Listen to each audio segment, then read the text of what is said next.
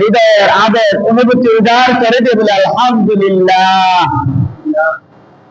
প্যারা হাজিরিন, আজকে পবিত্র জুমা আছে। গত জুমাতে রাসূল করিম সাল্লাল্লাহু আলাইহি ওয়া আলিহি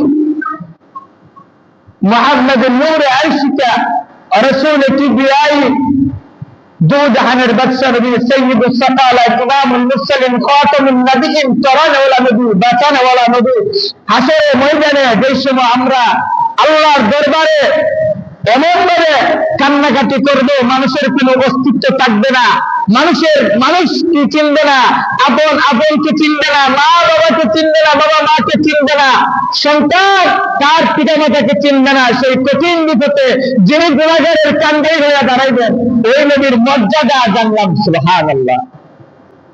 আজকে পঞ্চম মর্যাদা রাসূল করিম সাল্লাল্লাহু আলাইহি ওয়াসাল্লামের এই মর্যাদা জানিয়া, নবীর প্রেম অন্তরে রাখিয়া, নবীর দরুদে মারা আমরা গলায় নিয়ে আল্লাহ রাব্বুল আলামিন এই জমিন থেকে আমাদের বিদায় করে সবাই বলেন আমিন।